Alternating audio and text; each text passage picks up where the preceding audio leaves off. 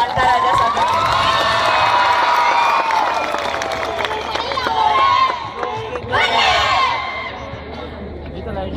नारी शक्तीचा विजय असेल. खूप सुंदर प्रयोग झाला, खूप खूप सुंदर झाला. एवढं भारावून गेले मी की आल्या मी पहिलं शिवाजी महाराजांना मुजरा ठोकला. कारण जो राजा असतो त्याची आई सुद्धा त्याची प्रजा असते.